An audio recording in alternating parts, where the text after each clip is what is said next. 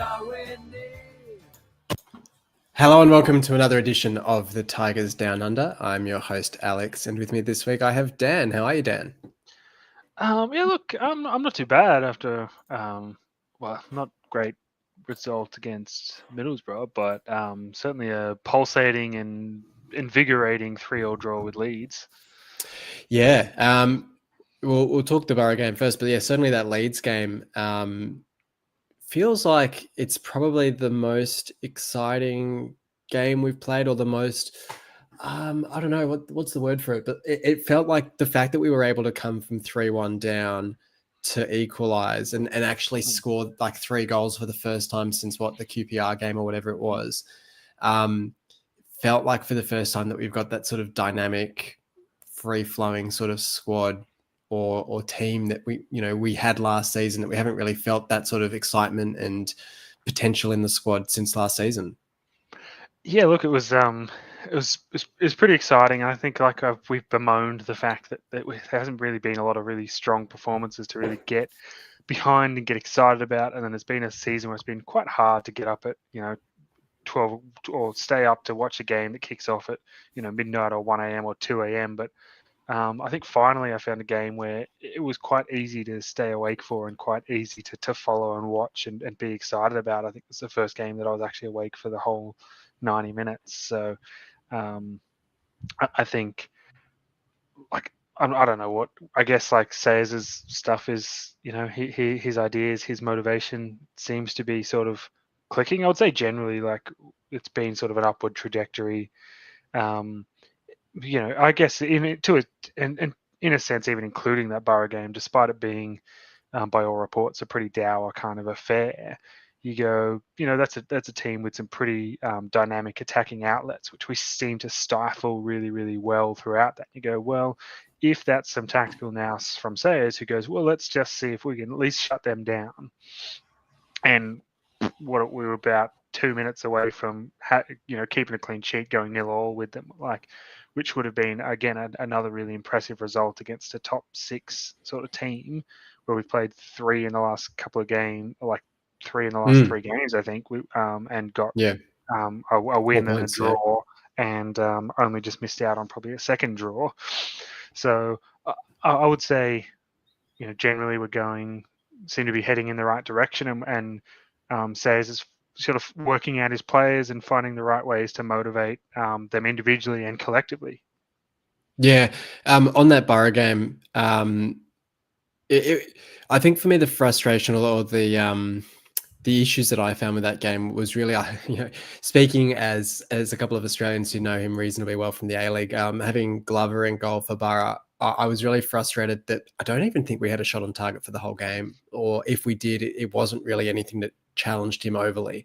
And I look at, and it's probably easier talking about these 2 games in conjunction because of the comparisons between the 2. But you look at our efforts against Melier in the Leeds game, and the fact that, Puerta with that freak, I don't know what he's thinking with that parry back into play. It was, channeling his best Jordan Pickford from the Merseyside derby a few years ago, but just letting it go over the bar. I don't know. Have you seen the clip of the Leeds defenders just yelling at him, just being like, "What furious, are you doing?" Yeah. I don't blame them. It was pretty at first I thought he was just going to do the tap over the bar, just like play it safe sort of thing, and it looked like that. And then at the last minute, he just decided I don't know. He had his hands up and he decided it was going to go over on its own, and it didn't pull him down or something. I don't know. It was the weirdest thing. And I think I said in the chat, I did not envision a game where a goalkeeper at both ends would pull off a horrendous error, each gifting a goal to the other side. Even in Panda's defense, his wasn't entirely his fault either. It was sort of seems like it was a bit of a miscommunication of a call from Simons, where he sort of went play it there and then didn't move to receive it. So, but yeah, some real wacky goalkeeping, but I think it just added to the spectacle in that game. It had a bit of everything. It does feel like you get to these sorts of games, and I kind of think it was funny because obviously we've been to Joe Gelhardt from Leeds, who was playing at Sunderland when we played them in that 4-4 draw a few years ago. So I was sort of reliving the action from that game the other day. I was reading through it, and there was a few keeper errors in that game as well. And I sort of feel like you get these sorts of high tempo, high octane games, and it's almost like it brings out the errors. Maybe the keepers just get more flustered, or they just feel the pressure of like that. They've conceded a few goals already. Maybe it gets on in their heads a bit. But yeah, you do seem to get these errors kind of cropping up a little bit more in I these just think it's games. just classic Leeds. They're on Yeah. top of the pile. They concede a goal. They start to panic. They, bit of choking happening. And that's the remarkable thing was really, I know we're sort of talking more about the Leeds game than the Borough game, but 3-1 up for Leeds, and actually going back a game as well to the Blackburn game, 1-0 up, having been under the cosh for most of that game, we go 1-0 up, and instead of sort of not panicking, but instead of sort of sitting back, getting compact, and sort of parking the bus and holding what we had, we actually went at them. And it's almost like Sayers has quite rightly sort of said to the players that once we're in front and you get on that front foot, you actually can rattle the opposition, and it can actually play to our advantage even more so, where I think it was probably similar against Swansea as well, where once we're in front, we actually seem to gain more confidence and almost try to go for the kill. And we saw it against Leeds to great effect, where when we got it back to 3-2 and you saw the Leeds players start to buckle a bit, where for a large chunk of that game, it looked like Leeds it was going to be by how many, because they were just at us. And it was the same as in the Borough game, where they had us penned in. It felt like we were just defending with 11 men, trying to clear the ball out. And we got the goal back against Leeds, and then all of a sudden we were on the front foot and we were attacking, and that led to the equaliser, where in a way we almost could have gone on to win at 4-3, because it just felt like if there was going to be a winner, it was going to be us, because the players just seemed to build in confidence, and it just had Leeds on the back foot. Yeah, well, I guess the Leeds definitely could have easily been a 4-4, because we had Slater, I think, hit the post, and Yeah. then Dan James is the one. We went to chip Panda, and he got the head on Yeah, it and Panda outside the got on the head on box. it. Yeah. So yeah, pretty crazy couple of games. But yeah, I think generally, like I think you got a couple of things, like in terms of personnel, where we're still sort of like seem to be rotating a little bit in that sort of left back. Still sort of seems like Jacob's sort of come in and, I don't know, in the squad and impressed Sayers, because he's getting a couple of games again. And I think, Yeah, I thought he was excellent against Leeds, and yeah, talking about chances, I think he had a great chance to score as well, where he hit, I don't know if it was a volley or a half volley or whatever you'd call it, but hit it pretty sweetly, and it just sort of skimmed wide of the goal. yeah, I think he's one who like still has a lot to learn. You see, there's a couple of times where he sort of he's a bit hesitant, and then he goes, charges out, and he misses the challenge, misses the ball by a little bit. And there was a couple of times where the Leeds player was able to just get right, like past him with ease, right down onto the touchline to sort of cut it back across the box. And it was only through some nice last minute defending from Jones, McLaughlin, Slater, those guys getting back in there to clean up the mess. But I think definitely, like in terms of getting forward, just being energetic, those sorts of things. Like he covers a remarkable amount of ground, and he is very aggressive. And I think that's one of the things that makes him, I guess, stand out at the moment. I think it's if he can just, with games he'll improve, and I think that's the thing. He's a young player who is performing a really good level already, with just a few things to continue to work on. And I think the more games he plays, the better he's going to get at reading those situations and recognizing when he can sort of charge in and try and win that aggressively, or when he might just have to back off half a step and just jockey and slow him up. But yeah, he was really good. And then I think Burstow as well, someone who's really grabbed his opportunity over the last few games. Certainly that assist for Kamara's first goal against Leeds was beautiful. I don't know how he went. As I said, I didn't get to watch the Borough game, so I can't really comment on the player performances in that one too much. But I'm going to assume Panda had a pretty good game. Yeah. If we got peppered with shots and they only got one late one from... Like, I've seen the replay of that goal, and I know lots of people pinned a lot of blame on Kamara, and certainly there is some blame on him for the lack of defensive effort in tracking that runner. But it also seems like there was not a lot of communication coming from either centre back or in the defense in the midfield about who then was going to go and cover that. Because realistically, at that point, if Kamara's not tracking, then it should just be a reasonably simple matter of then sliding over. So somebody then from centre mid, and it seems like Simons came, but he came way too late. And by the time he'd come, then he'd just left a big hole, like he'd left his player in a big hole. And if that's communicated a little bit earlier, they just sort of push one on, and you leave the right winger out on his own or whatever on the other side of the pitch, and it's a way less dangerous situation. But so I think Kamara certainly takes like a fair chunk of that blame, but I don't think he's alone in that. That was a situation that just generally could have been handled a lot better. And it maybe explains. Yeah. Oh, sorry, I was just going to say maybe explains why we're being linked with some of these guys like Willy Bolly and some of those more experienced centre defenders. Who was the other one? Porteous. A little bit. Well, Porteous probably isn't that much older than Jones. They'd probably be about the same, but someone a little bit older, a little bit more experienced, maybe a little bit more vocal in organising the defence or something. That might be why what Sayers is looking for. Because it seemed like, even though Hughes was quite young, he seemed to come in and really take a really commanding role in that back line. And obviously he's out for a little while now, but hopefully not too long. Yeah, no, I was just going to say, I think with Kamara, he's been somewhat of an easy scapegoat, I think, because I guess his output as an attacking player hasn't quite been there, but I think also his style of play, he's quite laconic in the way that he moves. I think I'd sort of compared him to Malcolm Ebiowei earlier in the season, where I think, and look, even to an extent like Jaden Philogene as well, like it's that sort of skillful winger who's not so much built around pace as skill, where they're quite, I don't know, I think they're a lot more focused on the footwork and the trickery to get past players, and so therefore they'll slow the ball up to try and suck players in and get past them, and so that can look like a lack of effort or a lack of intensity at times.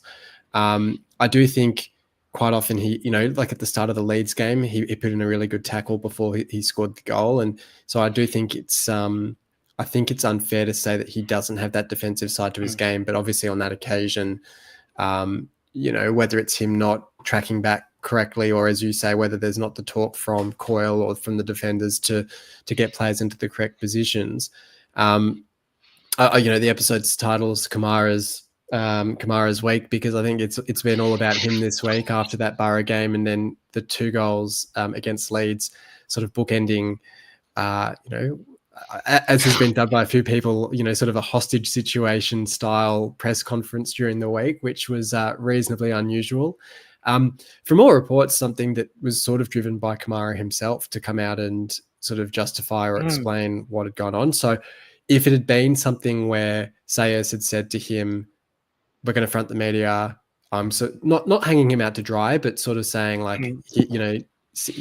take your whack and sit on the naughty step, I probably wouldn't have been as favorable towards it as the fact that it was Kamara who kind of, look, it was probably something in conjunction, like Sayers probably said, do you want to go out and justify it? And Kamara's probably agreed to it. And I think his agent sort of told him that they needed to clear it up and all that sort of thing. But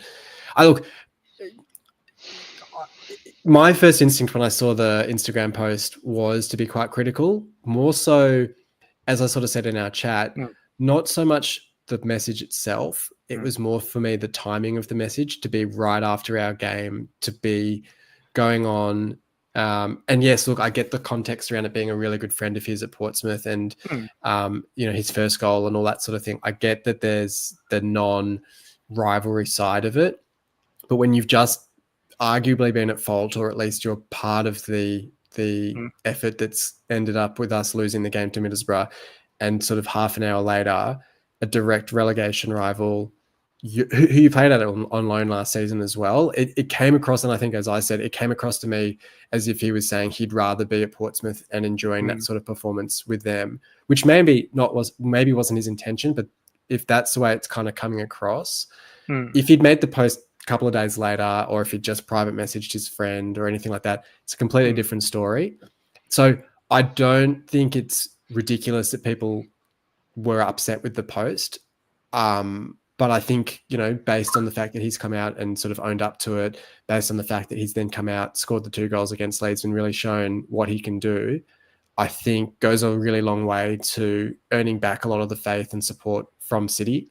And I guess it's just now down to him to sort of continue to show that sort of form and that sort of application in the coming games. Yeah, I think as you say, that whole situation is just a sort of like, it's almost one of those taken out of context sort of situations. Like, as you say, it fully appears like he's just sort of walked off the pitch, got his phone out of his kit bag, and went like, "Oh, like such and such scored," like not like nice one or whatever, but it was like whatever it was, the muscles and a love heart or whatever. It was like the crying smile or something, where it's almost like that's such a nicer place to be. Like, that's such a, I don't know. But I think also, like, sometimes I think as fans we all get a little bit carried away, like with ourselves, like, and we go like we become like overly analytical about like the tiniest stuff, like, and it's it's one of those things. It's just passion, like finding its way out, and especially like for most fans, after a very emotional night against Borough, to like then see that they're not in their right headspace because they're still very, as fans, very frustrated and angry and upset about the performance in general. And you know what? So probably some of them were trying to find Kamara's Insta so they could send him an abusive message about his defensive performance, and then went and saw that, like, that the post or the tweet or whatever it was from him. So, I think there's like a lot of stuff that goes into it, but at the end of the day, like, I think it's worked out. He's, I mean, and I think Kamara, he's not that old himself. He's what, 20? No, he's like 20, 21. Like, So like he'll learn. You got to make these mistakes. It's like somehow, otherwise, like, he'll learn from this, and he'll, I think, get a greater appreciation of sort of like, unfortunately, like the pressures or whatever, like, that he is under as a professional footballer, and I think. I think he handled it in a reasonably mature, like, way, just to say, like, you know what, I didn't, like, there was no harm in this, but I will, like, I'll stand up and I'll like take responsibility for this, I think backed it up with a really, really strong performance. So, like, what more can you say? Like, footballers always want to say, I just want to let my football do the talking. Well, I think he did against Leeds. Yeah, and after 5 minutes as well, it's not even like there's no opportunity for the supporters to get on your back when you score that early with such a good goal as well. Just as a last comment on the Borough game, so I did I did have Alzate as my man of the match, actually, over Panda. I had Panda as second. I thought Alzate has really been sort of, getting better and better under Sayers, especially, I guess, with his fitness base growing. Similar to Pedro, we're seeing that sort of market improvement week on week. Because I think Alzate was out for the Preston game, the game before, but came back in for this one. Probably fitness not letting him play the 3 games in the week, but really sort of benefited from that rest. I thought Irma was really poor. He started over Kamara for that Borough game. I think he came off after about 55 minutes, and I barely noticed him playing. So I really wouldn't be surprised to see him on his way this January, considering where he sits in our wage bill. And then I had Slater as my sort of number one for that game. I think, like, we can talk about his misses, but I don't think he's in the team necessarily to score 10 goals a season. So if he's making, obviously you'd rather him scoring the goals than missing them, but to be in those positions, to be sort of creating those chances to score is a positive. I'm sure it'll turn at some point for him and he'll start finding the back of the net. But what he does bring to the team, like breaking up the play, counter-attacking with the ball, I find he's almost one of the better midfielders with the ball at feet when he's sort of sprinting up the field. Like his change of direction to open the play up is really effective. So that was all positives. I also thought Vaughan, who had a cameo in this game, was really good. Really energetic. We sort of bemoan the fact that we don't have players who'll do the dirty things necessary to earn us points. Like against Watford, no one took out the Watford player who then, sort of set up the goal. In this one, Ben Doak was sort of tearing away on a counter attack towards the end of the game, and Vaughan basically just rugby tackled him to the ground and copped the yellow card. And you go, on another day, that earns us a point, and you go like, that's that's exactly what we want. Unfortunately for him, a couple of minutes later they scored anyway. But I thought he was really bright. Bright in the same way that he was when he first came in, where you kind of go, oh, like he looks really exciting, but I still don't feel like there's end product there. So I don't know quite what the solution with him is. Like, I feel like his level is probably still going to be slightly below championship. So it's probably not, there's probably not a long-term place for him.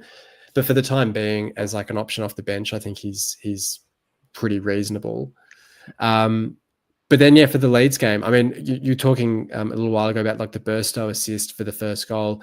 I don't know if you saw like in the footage when Burstow picks up the ball to sort of drive upfield, Sayers is sort of pointing at him to make the cross into Kamara, and he whips the ball across. And I'm like, it's pretty cool or pretty impressive that like the manager's got the same sort of vision. He's also scanning the field, and he's clearly helping these players either know where to run or what runs to look for, which is really good to see. Like I think we were really deserving of that 1-0 lead at halftime.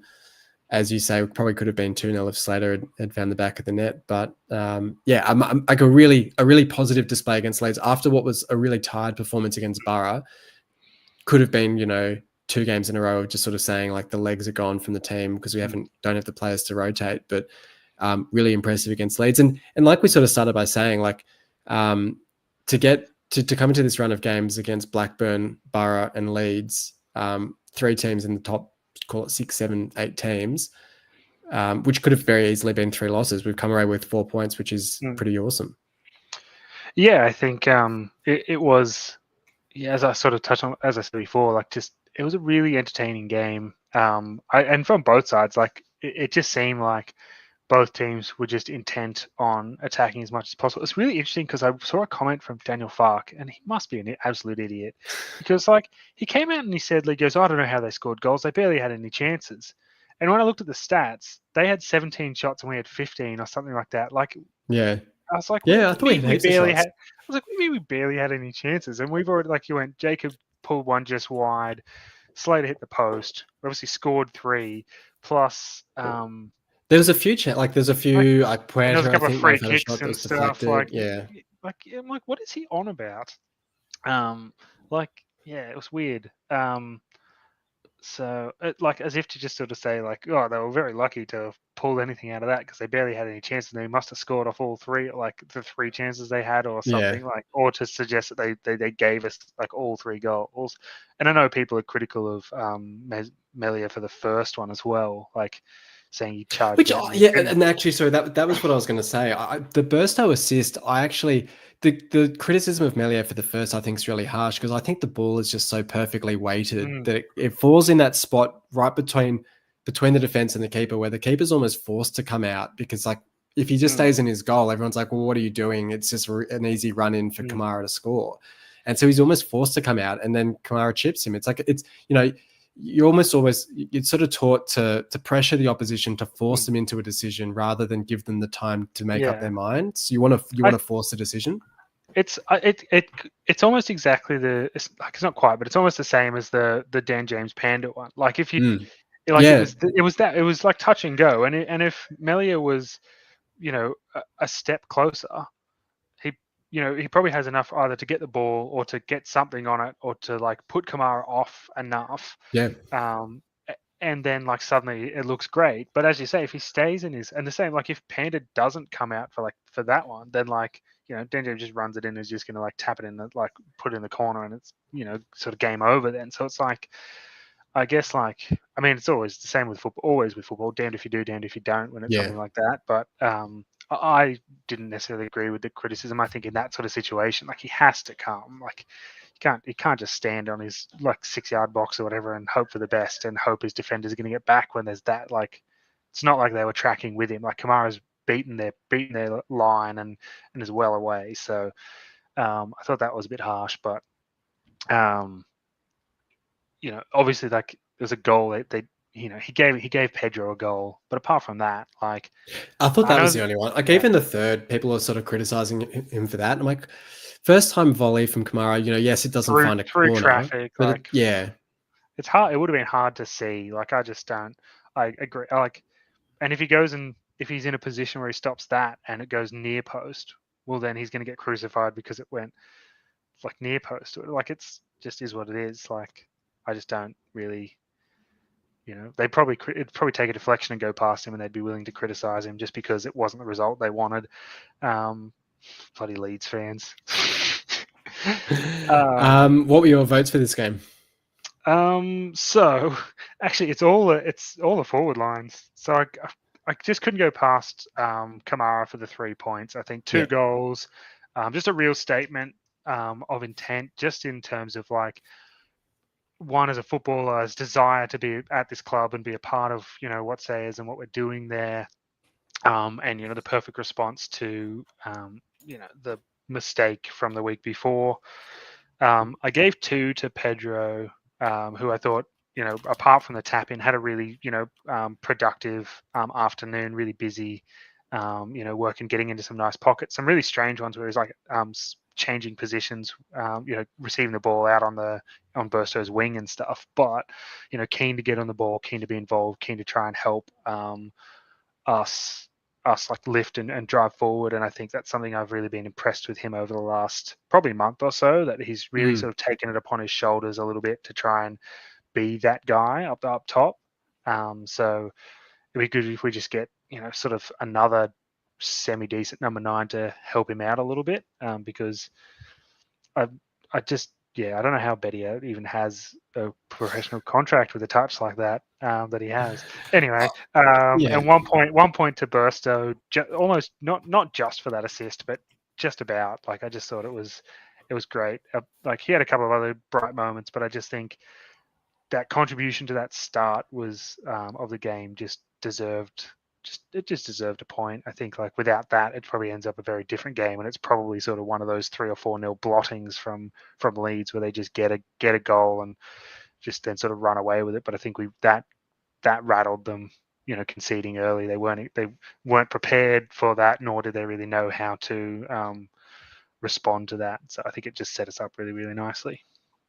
Yeah, I went Kamara for the 3 as well. I then went Alzate again for the 2.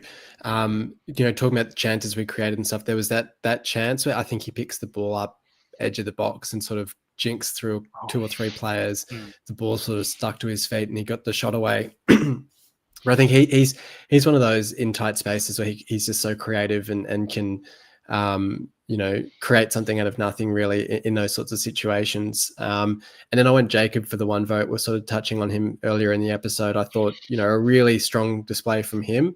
I think, it was interesting because you were sort of talking about how I think he can sometimes be a little bit hesitant, where I think when he's playing on instinct, he's really effective. And Mm. there were times he sort of charges out and commits and makes a really good tackle, or an interception really well. But there's other times where he might have like a bad touch or something inside the box, and then he'll sort of hesitate where he's like, oh, I don't want to overcommit, potentially give away a penalty, or, be out of position. And so you can almost see him sort of overthinking what he needs to be doing. And then that can actually be to the detriment of the team itself. So I think as he develops, as he plays more games and gets more situational awareness, I think that's really going to help him.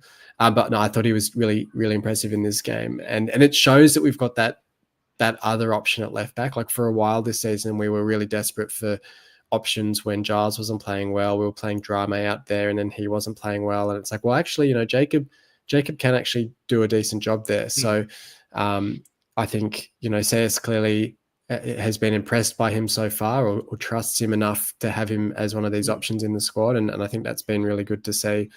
It was interesting, your point about the front 3 and Pedro sort of shifting out to the wing and stuff. I do feel like obviously Kamara scoring his goal is kind of coming through the middle there, where it does feel a bit more like last season where we have that almost fluid front 3 where they're sort of interchangeable and, the wingers sort of coming central or going wide kind of, distorts where the Leeds defense is sort of tracking those runs. and it's been really effective, I think. Yeah, I guess I reckon it's probably obviously part of just Pedro getting back to fitness for a little while. He was probably just going, all right, I don't have the legs to do all of this, so I'm just going to have to stay sort of in this central zone, be that the target man, just try and get it here, do what I can. But as he sort of built up that fitness and got some legs under him, he's covering some ground. And I mean, like every game, whenever he gets subbed off, he looks gassed. So I mean, like there's no criticism. He's never just strolling off the park after an easy afternoon. So Did he end up he, playing the 90 against Leeds? I can't I think remember. he did. Oh no, did it? No, who did Sellers Fleming come on for? Was that did they? Maybe he came with Pedro. Yeah, But it was pretty look. late. There was only a few minutes Yeah, left. If he did come off. But to be honest, he's probably surprised me. Like I just. I for was like, sure. oh, Like, a free he's agent. 32 or 33 or whatever, free agent. Like, yeah, but I was like, oh, I don't really know what to expect. And the first few games, I was like, God, he just looks like an old man. And No, he stayed but on. It was Kamara that oh, came off for Sellers oh, Fleming. so but Pedro's got what about 6 goals now? Yeah, 5 or 6 goals now. Yeah, Which is like not horrible if he maintains that. Like he gets to double figures for the year, like, or for the season, which is pretty potentially pretty impressive. I think he's doing a good job. So, yeah. but Considering both Alzate and Pedro were free agent signings, and they've probably and then been 2 of our better signings this season. yeah, I mean, look, whenever we sign free agents, I get worried. I'm always thinking of bloody Liam Ridgewell. Yeah, Locked in my mind now forever. But no, I think they've been all right. I think generally like the squad's been just working really, really hard lately. And I think what's really nice is like I know people want to criticize, but I think like when we make subs, like, and you're going, we take Alzade off and we put Simons on, like, I don't really think we lose.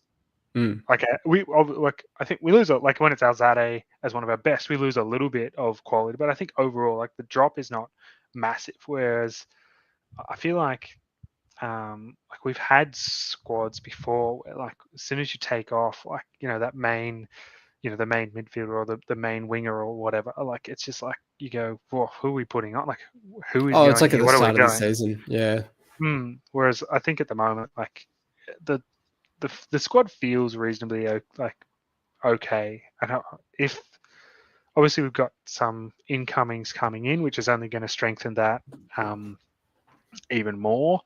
But I saw a thing that was saying we're looking at about six players, and to me that yeah. means obviously like there's one or two that might be that we're ending loans and they're going home or have gone home. But even that sort of goes, does that mean, I guess we've got 2 long-term injuries, so that maybe just about covers it, but I almost expecting maybe, as you sort of said, Emma, maybe like 1 or 2 going the other way as well. I was probably a little bit surprised about Will Jarvis, to be honest. Yeah, and look, it's a good not overly surprised, but like sorry, good segue to move into transfer talk. Yeah, no, that's fine. Yeah, we can talk. So obviously, Mellum and Jarvis have already gone. Betty are probably going back. Burns may be going back. Although Burns did just come on in the Leeds game. I don't know if that says actually sort of wants to keep him around. But well, I just saw that they see that read something. They're like he's a defender, but they see him as a midfielder. But then you're like, oh, if we're bringing in Crooks, and we're like, I mean, maybe Crooks is just like he's the Malin replacement or whatever. But I'm like going, I still like, yeah, Palmer's out, there's out, but just I don't know. It just feels like we're going to be still overloaded in there. It's like what? Yeah. What's the benefit for Man City in leaving Finn Burns here if he's going to play 3 minutes every second week? No, Like, yeah, absolutely. He's probably better off like going to League One or League Two and going to a Northampton or something and playing, like getting into that team and playing getting 15 games in the back half of the season or something. I think he was somewhere in League One last season and got their player of the season. So I'd imagine he could probably get back to a League One club if nowhere else. But it is interesting when you look at guys like Palmer, Hughes, obviously out with an injury, as 2 who'll come back this season, where we're bringing in Crooks to theoretically play that Palmer role, but then he can play anywhere across that front three and even up as a striker if need be.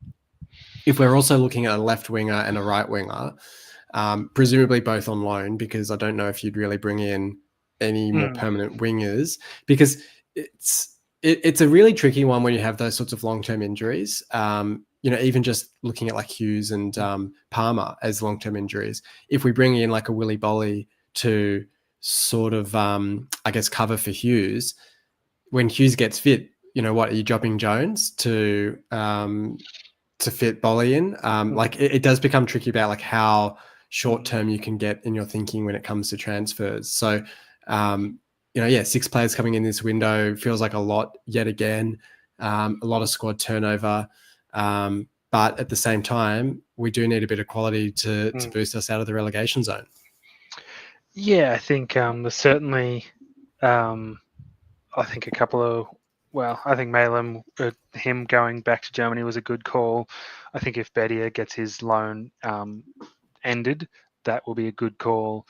As you say with Omer, like I like him, lots of industry, but just lack of end product and consistently now for an extended period. So I think like he probably is one who you just want to, we do probably want to just cash in and get something back for before he, his contract, I don't know what he was on, was it a 3-year deal or before his contract like runs that. down? Yeah. Like, but like I think, as I was going to say before, I was probably a little bit surprised with the Will Jarvis just going out of nowhere. I guess new manager who's seen that and seen him in training or whatever and thought, like if there's you're not going to get in here or whatever, if there's an opportunity elsewhere, take it. But I just thought, I thought when he came on at the beginning of the year, he showed a lot of dynamism. I thought he looked very promising and, certainly like had stuff to work on. But I think I said to you, maybe like if it was me and it was Vaughan or Jarvis, I'd probably have rather Jarvis, to be honest. I think he seemed like in those first few games that he could have scored a goal. But then I wonder if that's more about him as well, that like Rosenia, Volta and Sayers didn't rate him based on his application potentially, because it does sound as maybe it's more of an application issue for him than a talent issue. So it will be interesting to see how it goes in League Two. Permanent move, so it's sort of he has to make it work for his career. But yeah, look, we'll see. We'll see, especially with the incomings, what happens over the course of this week. I suspect we'll see a few in pretty soon ahead of Doncaster, which is coming up this weekend, which we can finish off with talking about now. Obviously, played them in the League Cup last season and lost 2-1 under the familiar face of Grant McCann. Billy Sharp there as well, who will no doubt be in amongst the goals against us. But I sort of say it every year. I'm happy, especially I think if we're going to bring in that sort of 5 or 6 players, if we can win this one and give those players a couple of extra sort of lower risk games to bet in with the squad. I don't hope we don't go too young with this side and hope we can come out with the win. I actually think, I'm not sure when we play again after Doncaster. I haven't looked too far ahead. Not for another week. So we play Millwall the following Saturday or whatever. I actually so there's no I see no reason why we wouldn't just play a full strength team. Yeah. Like you're still trying to we're not that far along under Sayers. You'd think another game under like him, full strength team, competitive game, working on his like structures and his things, and you go like in what you would traditionally call a weaker opposition. I think it's a really good opportunity, especially after what I would imagine a team is going to be pretty high on confidence after that comeback against Leeds.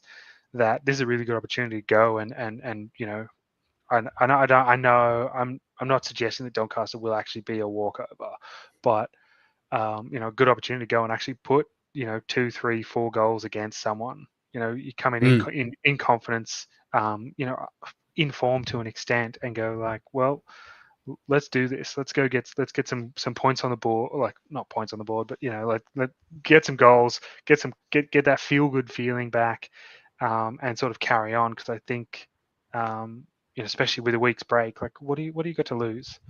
And like and if which we we always say, and then they always rotate, and you're like, ugh. I guess it depends. I'm not sure what Sayers is like what his history of is in I regard. was thinking, yeah, it's hard to judge, I suppose, because especially Mm, with Reading having such a small squad, I'm sure they would have just put out, mm, you know, a weak yeah, squad, more so because of the players they had rather than necessarily his approach to cups. I do know, I think the discussion's been that Rushworth is back in training and should start in goal for this one. So if anything, if nothing else, it'll be interesting to see how he goes in goal after, yeah, which is sort of, he's a funny one because obviously having not played for us, you don't necessarily think of his injury as being an issue, but then you think, like, I sort of try and I think of it somewhat that if when he'd come in after signing, if he'd been starting in goal for us and then had gotten injured, almost like with Hughes, where Hughes was mm, playing for us and then got injured. Obviously, he also had that appendix issue at the start, but you kind of you could be looking at Rushworth, Balumi, Miller, Hughes, Palmer, currently injured or not mm, playing, as like 5 of potentially our best 11, and you go, yeah, that's like a decent chunk, because he played in that friendly in Turkey and apparently was looking really good and was going to mm, start in the league against Sunderland and then did his ankle. So I'll be really interested to see how he goes. It does sound as if we didn't really mention before, but Joe mm, Gelhardt from Leeds is sort of a striker on loan that we're looking to get, who if we sign in time, will go straight into this squad, along with Crooks as well, as sort of the 2 signings that could potentially come in. It will be interesting to see if they do get that game time, if they presumably sign in time. But then, as you say, I mean, like, we've won 5 games for the season. Winning games is never a bad thing, mm. particularly in that sort of position. So yeah, absolutely hope that we can go out and get the win for this one. Yeah, I guess probably the other thing, just like because you started talking about Rushworth, it reminded me that I think the other suggestion is that maybe Rakiopi goes out on loan Yeah, I think potentially yeah, this window as well. So, which is just so like he, I just can't how we've gone from like last year's the keepers we had last year to this year, like where we're basically going, oh well, this is like a Champions League goalkeeper from last year who we're just going to send out on loan from the Championship because he can't get in yeah. the squad. It's just But mental. also, like, what's our squad recruitment? Like, Allsop came in last year and was sold last year. Rachopi comes in, plays 1 game, and is probably going to go out on loan. Like, Mellon comes in and is already gone on loan.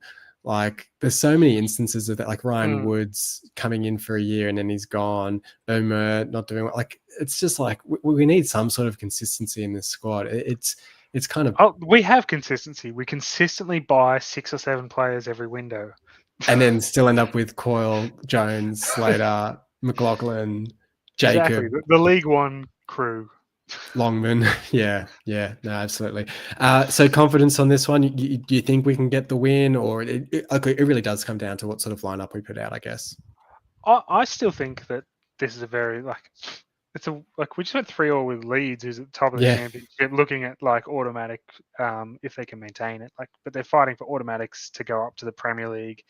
Um, if we go from that to losing to Doncaster, that's a pretty deflating fall from grace in a 1 week period. So I'm pretty confident that we'll be able to get something. I think Kamara now as a self-described confidence player, should be pretty solid. Should he get another start? I just get yeah. Like it's one of those. It really is like those banana skin sort of games where like we should be like this should be easy, but it probably is this game that we're gonna like it, it'll be a dumb red card or like something yeah. that we get undone by or something stupid, a It penalty also and like it feels like they're becoming the new Arsenal, or there's someone else that we used to always draw in the cup, having them 2 years in a row. So it would be nice to get over them and get like a fun Premier League draw in the next round, or even like mm, another lower league club in the next round, and then all of a sudden you're potentially looking at a 5th round tie, which could be pretty exciting. But yeah, got that to look forward to. It's on Optus Sports this year. It was on Paramount Plus previously for us Australians. It's now on Optus Sports, but I think again all the games are on demand, so it means it's a Sunday night game as well. So it does mean sort of a Monday morning watch potentially. But thankfully, it's midnight on a Sunday is probably not the best of times to try and be watching live. But well, at least not for me now that I'm back at work. but we'll certainly try and tune in the following morning for it. Thanks for joining me for this one, Dan. No worries. And thanks everyone for listening in. We'll be back next week to review hopefully a successful performance in the Cup and a few exciting additions in the transfer window. But until then, come on, City.